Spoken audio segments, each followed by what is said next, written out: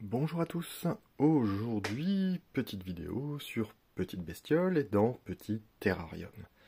J'avais déjà évoqué le sujet il y a 3 mois dans la vidéo qui parlait de la lutte biologique contre les acariens, mais là on va creuser un petit peu le sujet. Je vais donc vous parler des collemboles. Allez-y, c'est parti!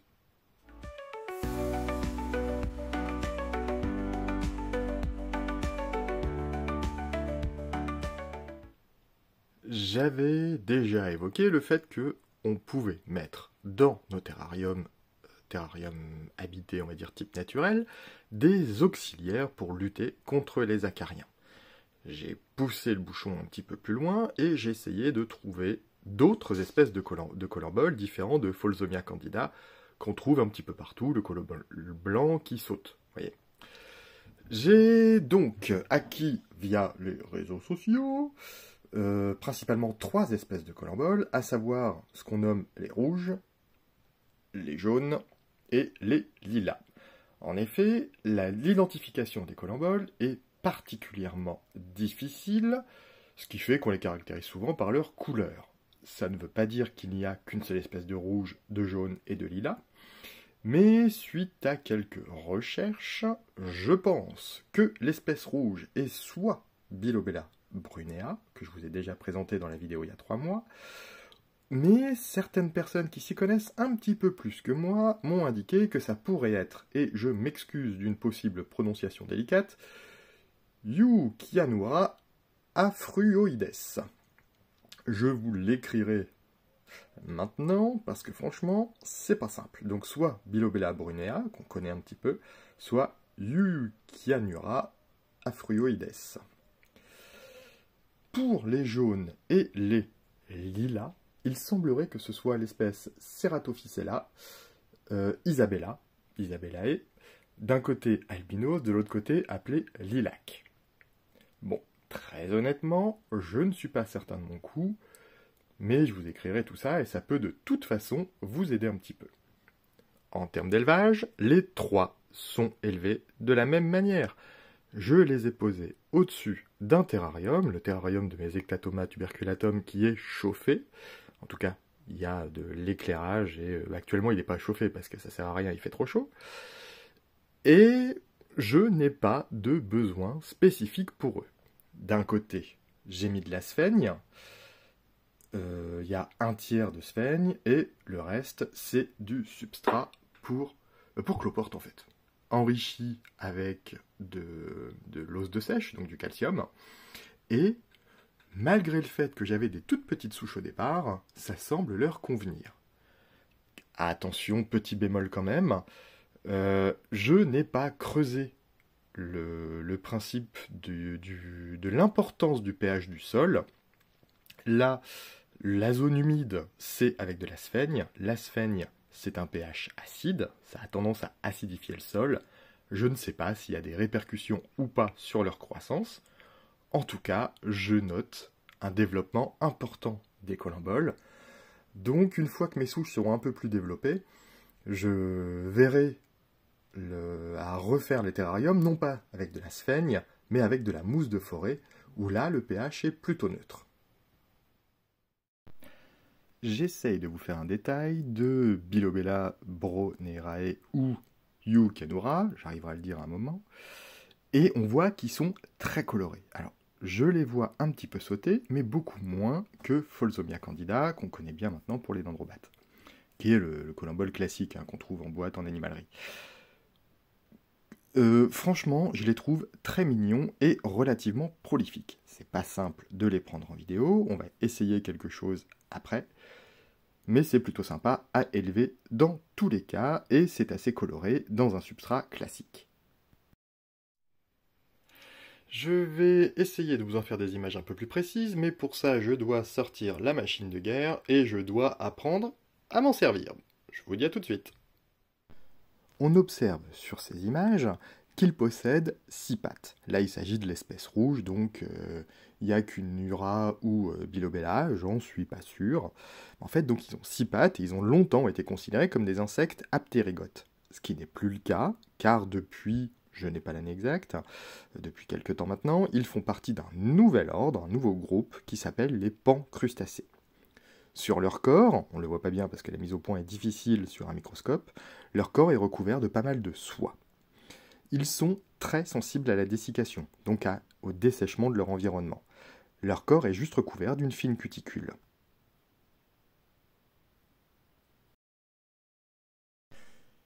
Même chose donc pour Ceratophicella isabellae pour l'espèce jaune, donc l'espèce albino.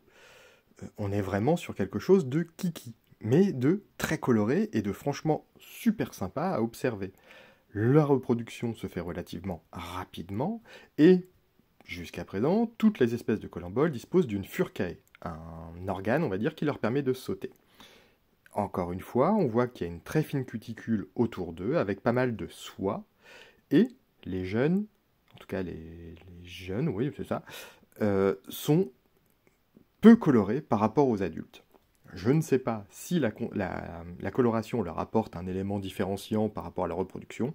En tout cas, en terrarium et en terrarium naturel, ça fait des colamboles un petit peu plus grands que Folsomia candida, qui se reproduisent bien et qui amènent une touche de couleur dans un substrat parfois un petit peu morne. On les voit ici en train de manger. Ils ont des pièces buccales assez proches de celles des cloportes qui leur permettent de broyer en fait les toutes petites choses pour s'alimenter. On voit également dans l'enceinte d'élevage qu'il y a des acariens détritivores. Les acariens et les colamboles, en tout cas les acariens détritivores, vont manger les mêmes choses. On retourne sur la compétition et le fait d'avoir plein de colamboles va permettre de dire qu'il y a moins d'acariens car ils vont manger les mêmes choses. Ceratophicella isabellae, encore une fois, mais cette fois lilac, sont peut-être les plus timides du lot.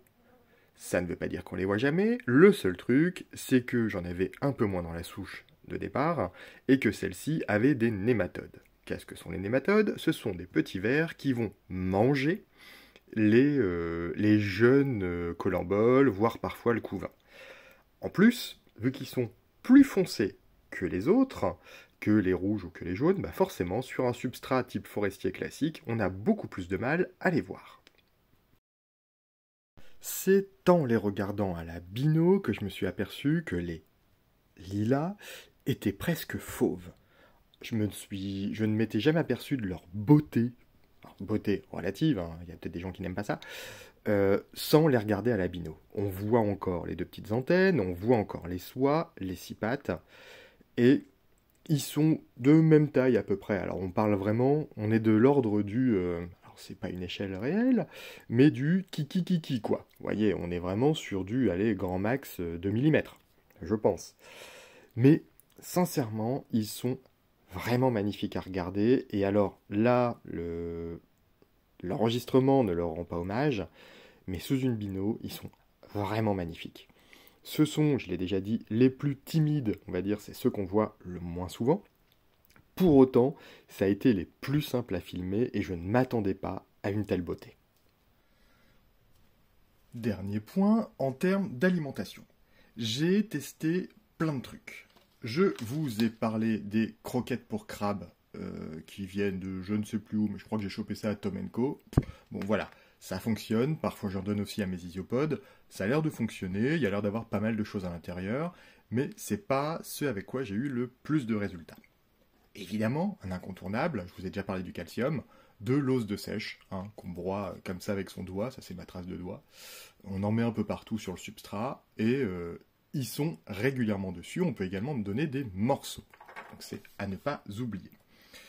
Également des paillettes pour poisson. Moi j'ai pris pour poisson rouge, hein, ça fonctionne, mais le risque avec ça, c'est d'avoir un développement d'acariens relativement rapide. J'ai déjà eu des acariens avec ça, j'ai pas trop kiffé. On a également des espèces de levures en paillettes. Alors ça sent un petit peu fort parfois, j'ai eu des très bons résultats avec ça. Juste attention au dosage, mais le surplus de nourriture amène forcément plus d'acariens. Il faut bien s'assurer que la nourriture qu'on donne, un peu comme pour les fourmis ou comme pour tous les autres animaux, hein, que la nourriture qu'on donne est consommée rapidement. Je préfère en donner plus souvent que de donner des grosses quantités. En tout cas, les paillettes de levure comme ça fonctionne. On commence à voir de la nourriture spécialisée sur le marché. Là, c'est Jérôme qui m'a donné ça, en même temps que je suis allé chercher des isopodes, je vous en parlerai un peu plus tard. Une nourriture spéciale pour Colambol qui s'appelle nourriture Colambol, tout simplement, qui vient de Terra Food Factory. Ça lui a été donné, lui n'élève pas de Colambol, il m'a dit « Je sais que tu fais des tests, écoute, je te la donne ». J'ai eu des bons résultats, il semble qu'il y a de la spiruline à l'intérieur. Bon, c'est consommé, ça fonctionne. Le truc avec lequel j'ai eu le plus de résultats, et en tout cas, c'est ce qui m'a permis de faire les vidéos, parce que ça les a vraiment bloqués et focalisés, c'est ça. Alors, il y a une faute, parce que là, ça s'appelle Colambolafix. J'ai vu sur le marché, c'est Jérôme qui m'a filé ça aussi, il a chopé ça en bourse. Colambol, déjà, ça s'écrit pas comme ça, il y a au moins 2 L, pour le principe. Je ne sais pas d'où ça vient. Ce sont des paillettes de levure, encore une fois, mais qui sont vraiment toutes petites. C'est vraiment la petite perle. Ça permet d'être dosé assez facilement. Et c'est avec ça que j'ai eu le plus de résultats, en tout cas, en termes d'appétence, on va dire. Clairement, on leur met ça dans le bac, ils sont très rapidement dessus. Il y a plein de choses qui fonctionnent. On peut leur donner du champignon, on peut leur donner... du champignon, attention, nettoyé, toujours. Mais en tout cas, ça donne un panel de nourriture et c'est relativement simple à alimenter. Rappelons également que, de toute façon, au départ, ils n'ont pas tout ça dans la nature et ils s'alimentent du substrat et de ce qu'ils peuvent trouver du coup dans le substrat en termes de déchets alimentaires ou des choses comme ça. Bien sûr, je vous ai présenté les colimboles que j'ai mis en terrarium. Je ne peux pas m'en empêcher de mettre tout en terrarium. Mais on peut très bien élever une souche de colimbole dans une boîte type, ce que j'ai fait là, une boîte d'élevage de drosophiles. Ça fonctionne tout aussi bien, le tout c'est de veiller à avoir un substrat type isopode à l'intérieur. C'est ce qui est là, j'alimente de la même manière que les autres, le seul petit truc c'est de vérifier que c'est bien humide tout le temps, parce qu'un petit volume a tendance à se dessécher un petit peu plus vite.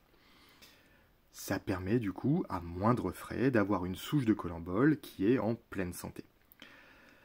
J'espère, dans tous les cas, que cette petite présentation des colimboles vous a fait plaisir. J'essaierai de creuser un peu plus et je vous donnerai des nouvelles. Et je vous dis, n'hésitez pas à liker, commenter, tout ça comme d'hab. Allez, ciao!